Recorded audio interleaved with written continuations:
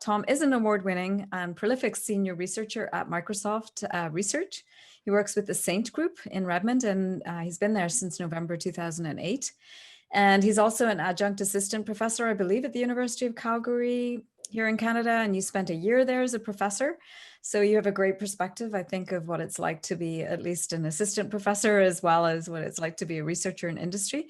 And Tom received his PhD from Saarland University in Saarbrücken in Germany. And his research focuses on improving developer productivity. And he also develops techniques and tools that help both managers and developers kind of assess and be aware of their productivity. And Tom, actually in your bio, you say that learning from past successes and failures will help us to create better software. So I thought that before we get into the student questions, so they've listened to that wonderful podcast, right, that you shared with me. And so based on that, which I think the podcast is a really good idea of going through some of the work that you've done. So they have some questions for you based on that. And I'm just going to start off with one question, which is thinking about your biggest successes and failures in research.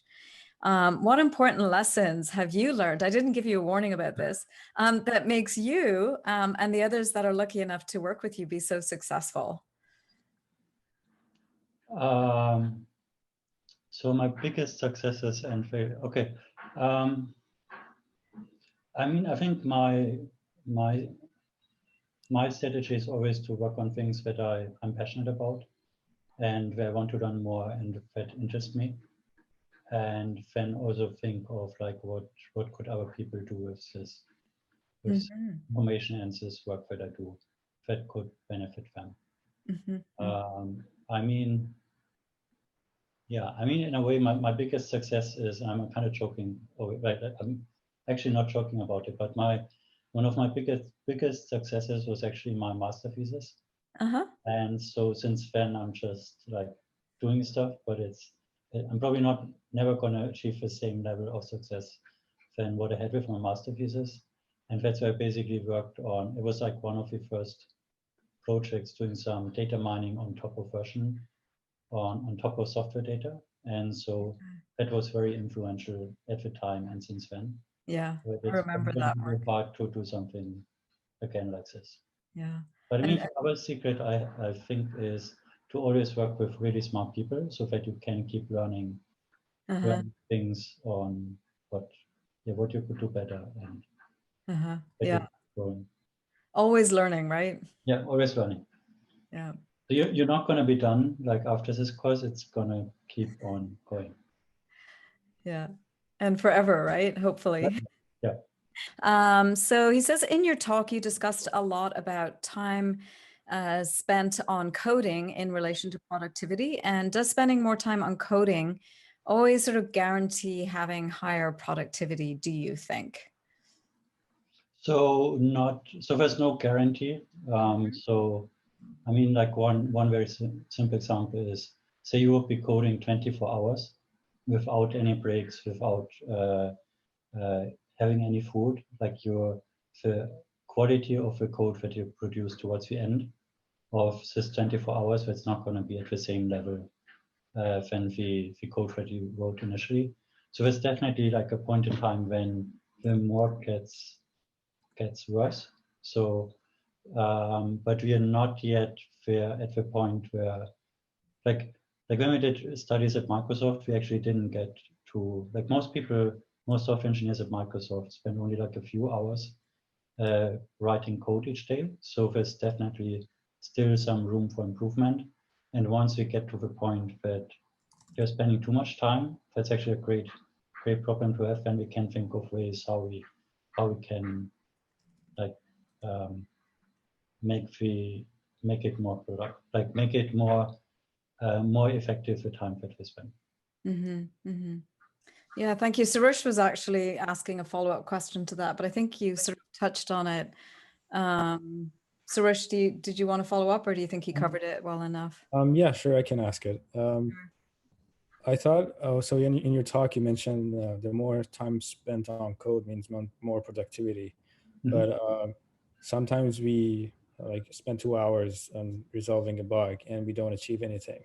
And again, sometimes we just spent an hour and then we achieve more productivity than that 2 hours that we spent. Yeah. But how is a good measurement to measure productivity? Yeah, I mean, it's basically not, so we're not taking time to compare concrete coding sessions. So we're not going to say that your 2-hour session was more productive than the 1-hour session. But if you take it at like if you aggregate numbers across many different people or across your entire year, then probably it means that if you spend like a larger number of time coding compared to less, then it means probably more productive. Yeah, so it's in a large scale then. Yeah, it's a large scale. Okay, thank you. Great, thanks, Sarosh, for digging into that one. We also have some questions about your thoughts on how to improve developer productivity. So I'll jump to some of those. Cassie, did you want to ask your first question about that? Yeah, I was curious because I actually found the fact that you talked about in your, I think it was podcast. You stated that on a good day, a developer gets around 96 minutes of software development. Mm-hmm. Do you think there's a way to improve the amount of time like software engineers get to spend on software development? Yeah, I mean, for definitely ways to improve it. So one thing to keep in mind, so these are also average numbers. So some people might spend more and some people might spend less. But basically, it comes down to like software development often has like some overhead activities. So you spend so for example, might spend a lot of time in meetings or on emails.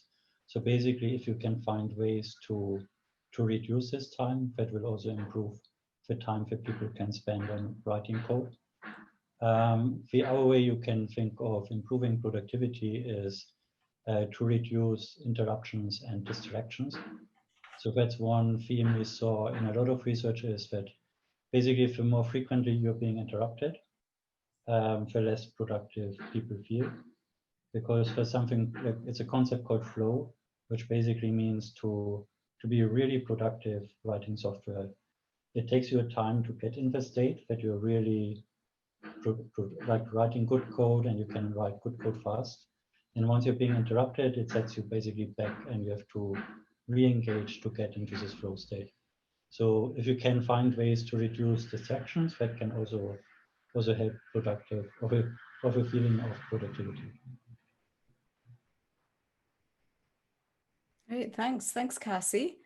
Rohit, would you like to go next? Yes.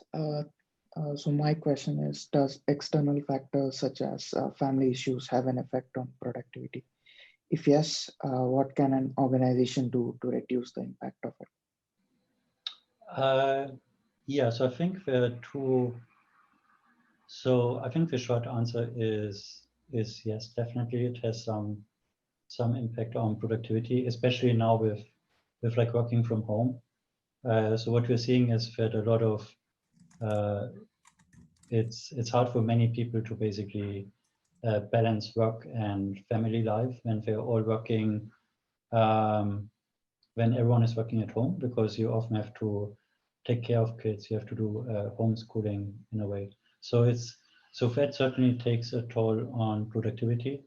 And we've seen some studies which we looked at Microsoft at the impact of work from home on productivity.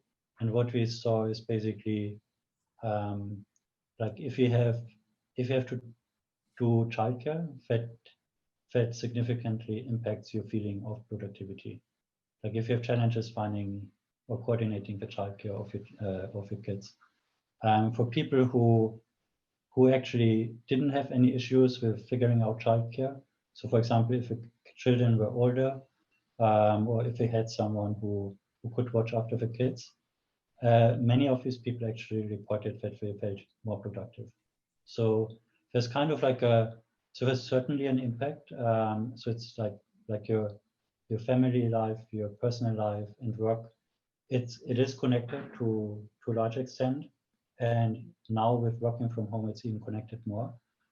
And so with respect to what companies can do is, I think in a way it's providing flexibility so that employees can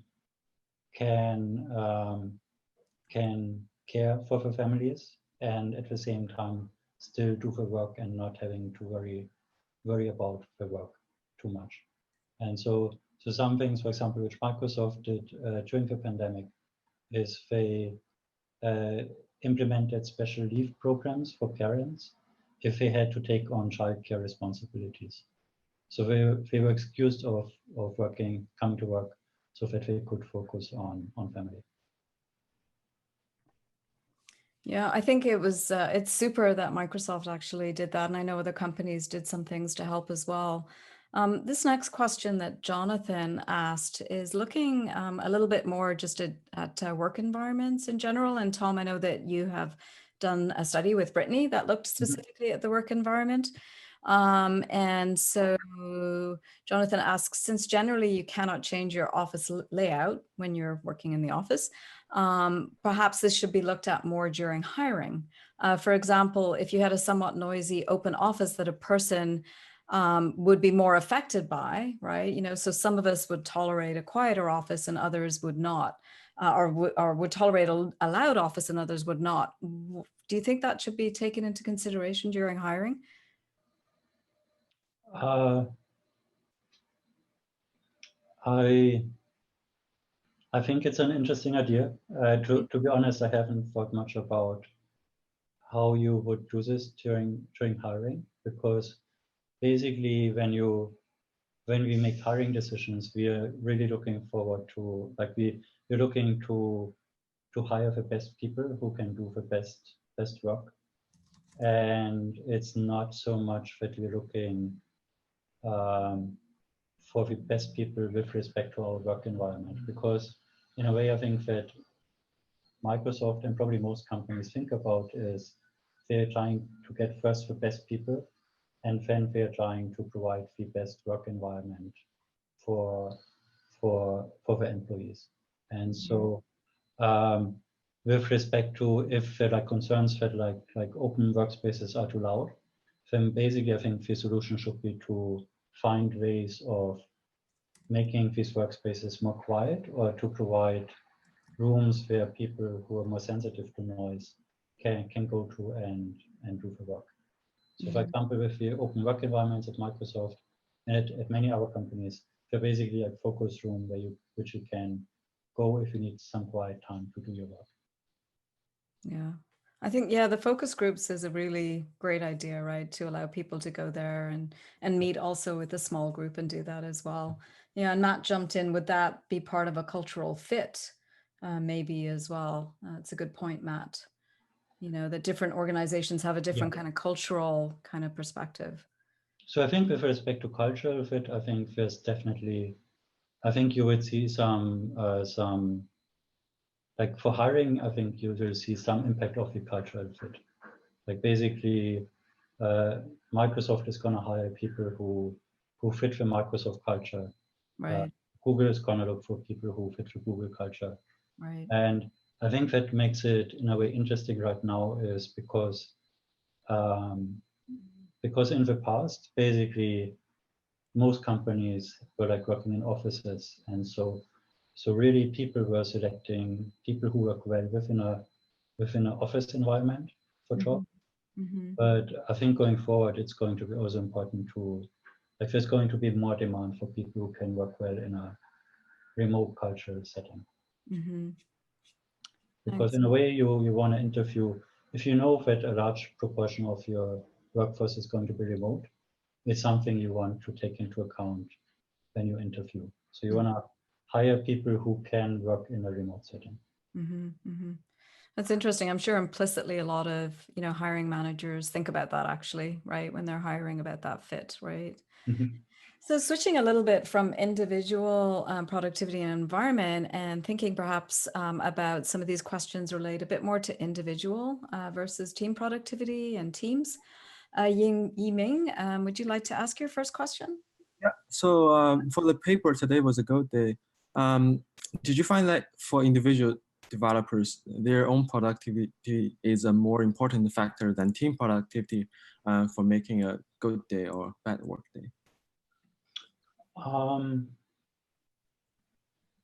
So we did not specifically look at team productivity for the Good Workday paper, but I mean we did see some effects between team productivity and personal productivity, because sometimes if you're trying to optimize for your own personal productivity, it basically means you want to go to your own office, you want to lock the door, you don't want to be interrupted, and you just do your work. And at the end of the day, you wrote a lot of source code, which is to really create features. But then also at the same time, software engineering, it's a very collaborative activity. So there are people who are going to depend on your input or your feedback. They might be waiting for a code review from you.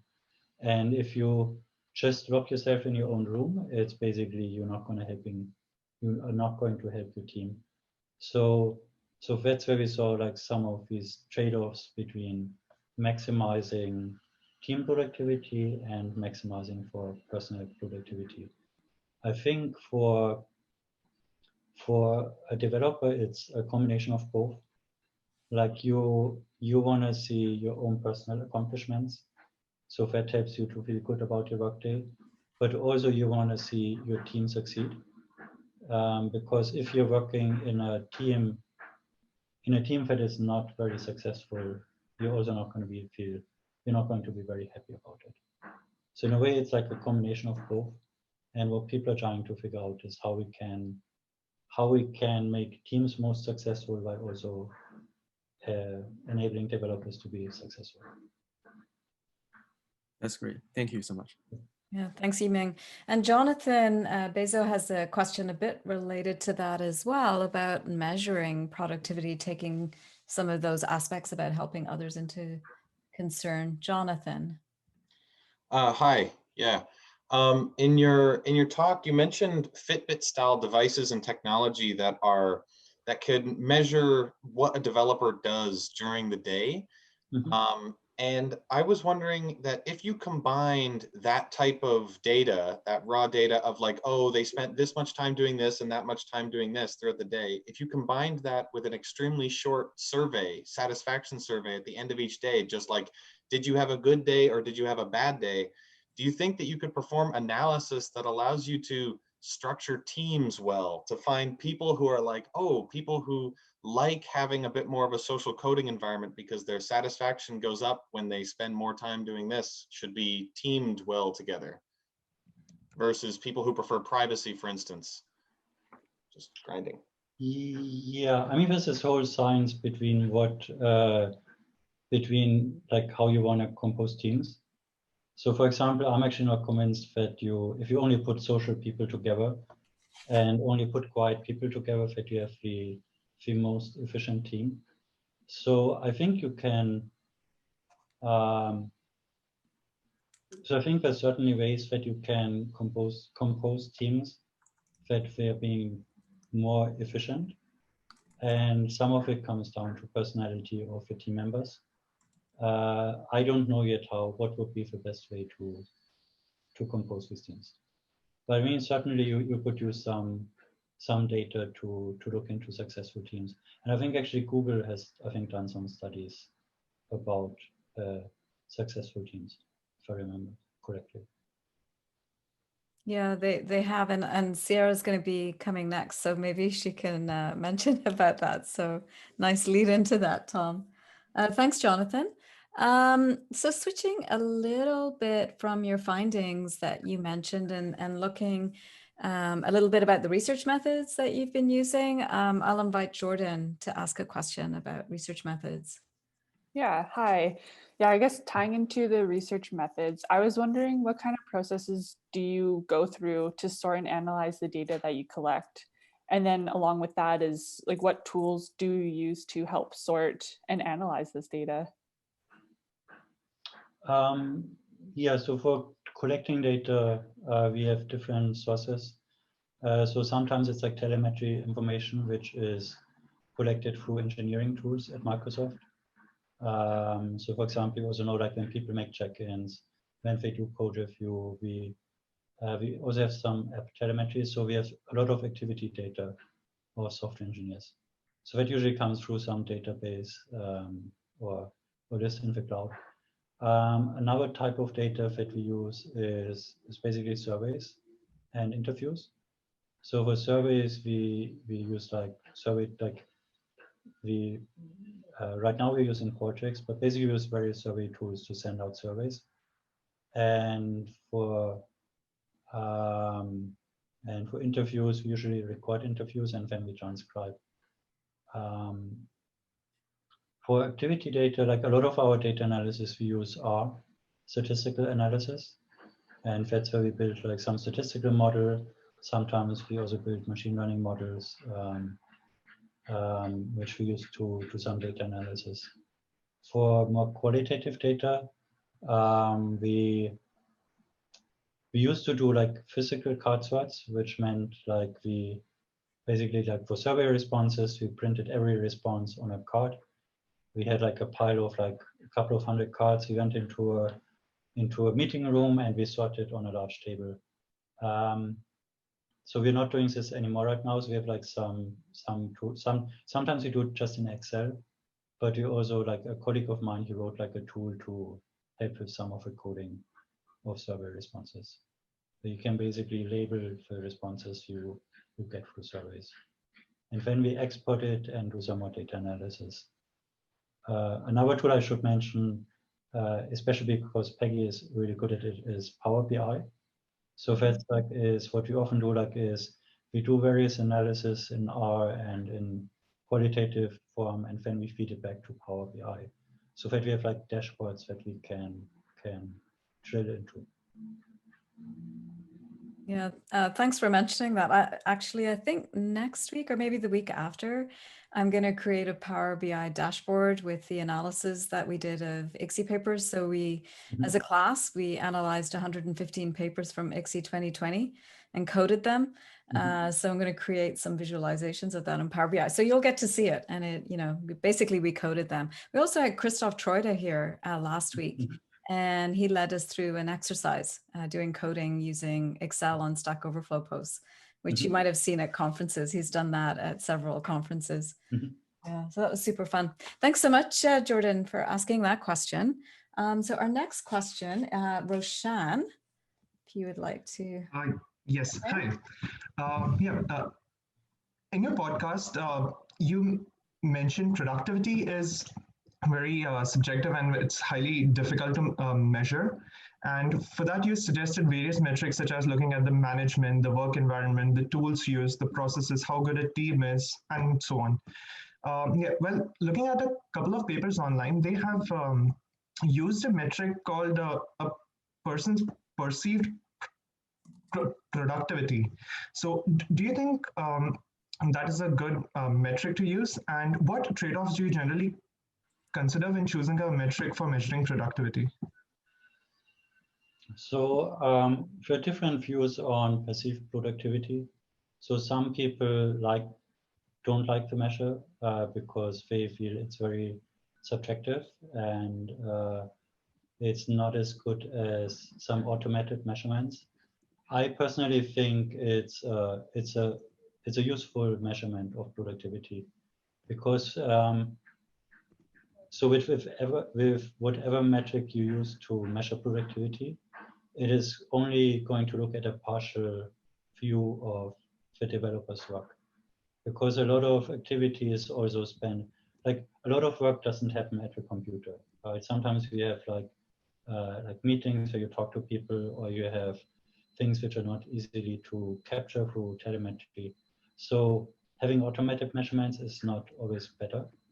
And I think that's something which you can capture with perceived productivity very well, because I think most people probably have some idea of how productive they are versus like they know when we're productive versus when we are not. It's not a perfect measurement because people can report that they're being more productive than they actually are, but I wouldn't take it necessarily as ground truth, but it's like a useful signal to look at and to learn about developers' behavior for parts where it is difficult to measure some of the activity or productivity. When I choose productivity measures, it really comes down to what I'm trying to accomplish and in what context I'm going to use productivity. So, for example, like if you want to compare, if you want to compare people, I would not recommend you any productivity measure, right? But if you want to compare how people change over time, then you can use many different productivity measures. So, Roshan, what do you think? How do you think when your own assessment of your own productivity? Do you think it's a good way to measure your own productivity? I feel like looking at the research methods that we have in this class. So I think it sort of ties out with war stories, like people or some qualitative methods, people giving their own insights. Yeah, so I feel that might give an interesting perspective. But then again, it definitely does have a drawback and has, Tom rightly mentioned, no metric is in itself perfect. So we definitely do need a combination. Yeah, I was just curious what you thought. Thank you so much. Zane. So we're switching a little bit to looking at the pandemic and working from home. Tom, is it okay? We're just at 2 o'clock. Is it okay if we go a few minutes over? Yeah. Zane, would you like to ask a question about, so you already touched a little bit on pandemic and working from home. We can't avoid it, I guess, these days to think about it. Yeah, so I think, well, because I think for this question sort of extends not just from the pandemic, but just working with these tools in general. Yeah. So my question is, since the shift to online working in response to the pandemic, but just in general as well, what roles have tools played with respect to productivity? So for example, instant messaging tools like Slack can make communication easier, but one of the things I found is actually a lot of people complain that they receive more interruptions while working. And the other thing is, it doesn't make it easier for developers to dodge communication at times. So, make it appear that they are away to avoid communication.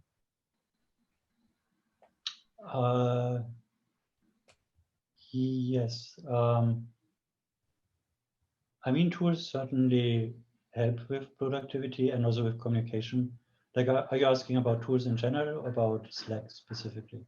I think in general, I think I use Slack kind of as an example because I just see people complaining a lot about it.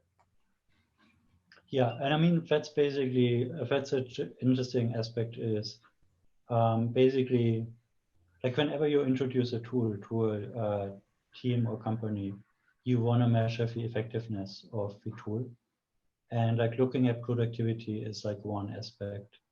But at the same time, you don't just want to look at productivity, because if the only thing you're optimizing for is productivity, you risk hurting other important aspects. For example, one way to have more output, more engineering output, is just to have people work longer hours, but that also hurts work-life balance. Or you could block communication that leads to fewer interruptions, but that also hurts social connectedness with the team. It might make brainstorming harder, it might make planning activities harder. So basically, when you introduce a tool, you have to think about what is this tool trying to change. And then you want to measure this aspect. So basically, in the context of Slack, you would want to measure how communication changes within teams. But then you also want to look at related aspects, just to make sure that there are no side effects. You want to make sure that the quality of the code you want to keep monitoring. You want to keep monitoring the productivity, the output, and a few other things. So basically what I'm saying is, I guess don't just look at productivity, also look at other things than productivity when you think about tools or interventions or changes to software development. And talking about tools, Tomas was wondering if what you thought about developers using tools to help them keep track of their own productivity. Are you seeing developers using those these days, and has that changed since work from home? I think I've seen some people use these tools. We actually built some tools in our group, and we made developers use them. So there's definitely a group of people using these tools, but it's also not everyone is using these tools. Mm-hmm. And it also comes, it's a certain type of personality which is more likely to use these tools. Mm-hmm. Interesting. Thanks, Tom. We have just one last question that I think we'll sneak in here. It's from Derek, and he's wondering about game developers. Derek. Yeah, so I was wondering about crunch time in the gaming industry.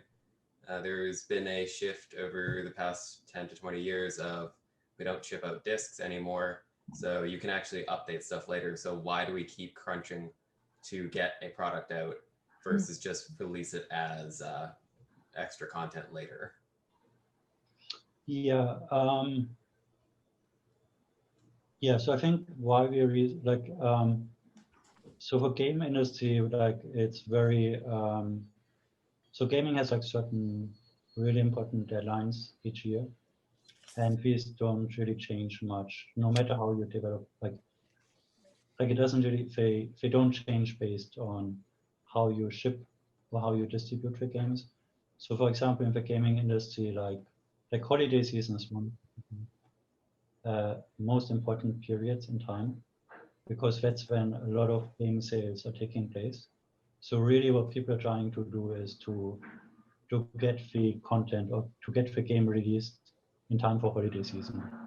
And that's why you still see some of these crunch times.